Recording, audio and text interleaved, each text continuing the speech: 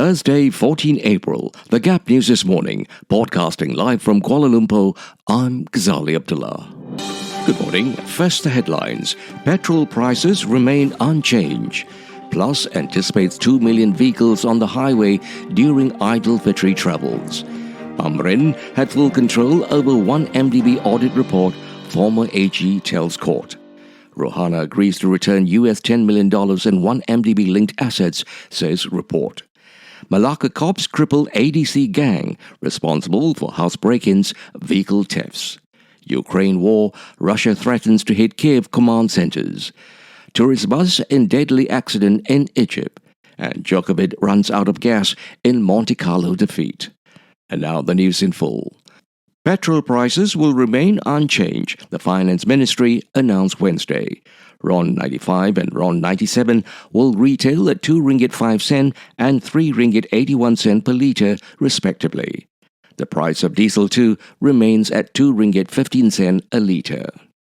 Plus, Malaysia Berhad advises highway customers to prepare for the Balik Kampung travels earlier and avoid the Aidilfitri traffic surge, especially during the end of Ramadan. Plus, Managing Director Dato' Azman Ismail said traffic is expected to spike up to 25% to 2 million vehicles each day on peak days between 29 May until 9 May, as compared to the current 1.6 million vehicles per day. A travel time advisory TTA to help highway customers plan their Balik Kampung as well as their Balik Kota travels this festive season will be announced soon. Former Auditor General Madina Mohamad told the 1 MDB audit report tampering trial that her predecessor, Amrin Buang, held the ultimate authority over the contents of the report. She said it was also Amrin who had led the 1 MDB audit exercise during his tenure of office. Madina said this when cross-examined by N. Sivanandan, the counsel for former 1 MDB Chief Executive Officer Arul Kanda Kandasamy.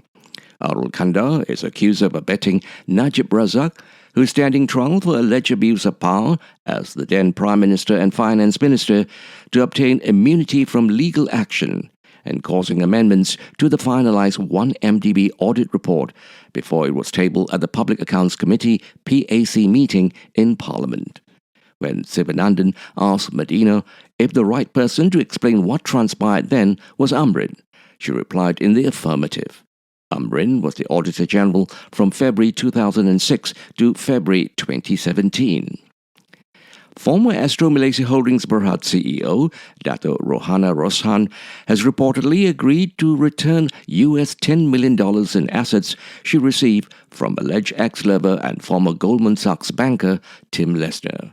Utusan Malaysia quoted an anonymous source from the Malaysian Anti-Corruption Commission, MACC, as saying that Rohana has agreed to return the assets which are said to have been misappropriated from One Malaysia Development Berhad's funds. The source reportedly said that the process of obtaining the assets is now being actively pursued by the anti-graft agency. Malacca police have crippled the ADC gang, which is believed to be active in house break-ins, home intrusions and carjackings involving losses totaling 245,100 ringgit. Malacca Tengah Police Chief Christopher Patit said this followed the arrest of the mastermind behind the gang known as Adib, his elder brother and lover Diana, as well as 4 other accomplices, including 2 women, during separate raids between March 7 and April 12 in Kuala Lumpur and Johor Bahru.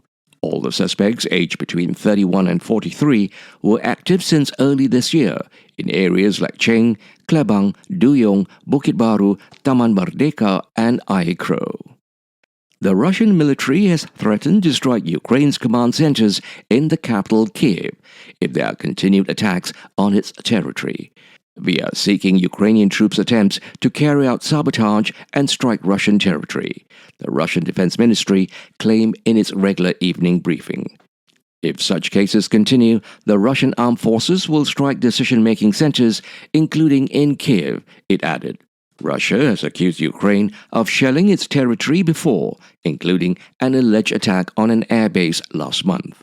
Russia claims 1,026 Ukrainian soldiers have surrendered in the besieged port city of Mariupol.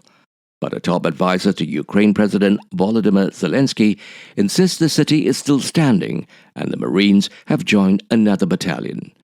The mayor of Mariupol says some 21,000 civilians have been killed in the southern city and 100,000 are still awaiting evacuation.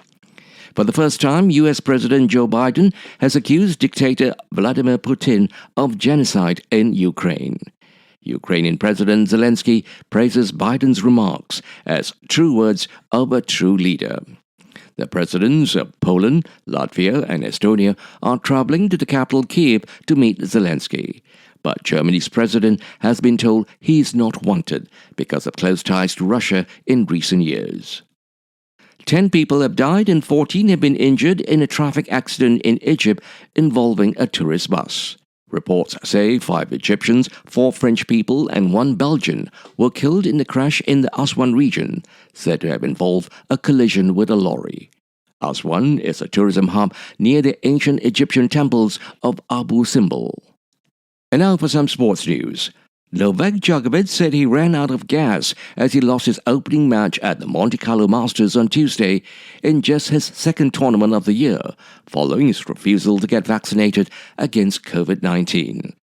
The world number 1 went down 6-3, 6-7, 6-1 to 46th-ranked Spaniard Alejandro Davidovic Fokina in the second round after dropping his serve 9 times in a rusty performance.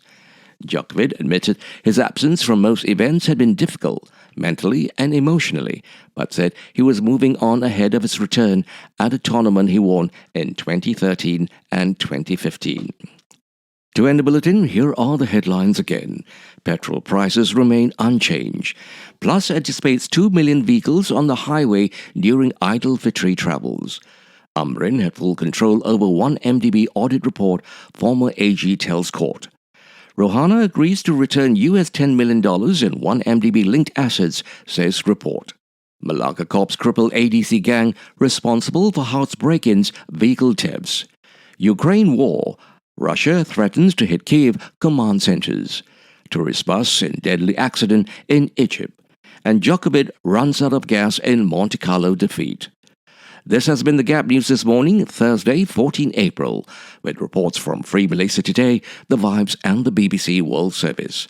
The Gap News is also available on the internet news portal Melaka Hari Ini. We hope you found the bulletin informative. We certainly welcome hearing from you. If you do have the opportunity, please do write in. We would certainly love to hear from you. Podcasting live from Kuala Lumpur, I'm Ghazali Abdullah.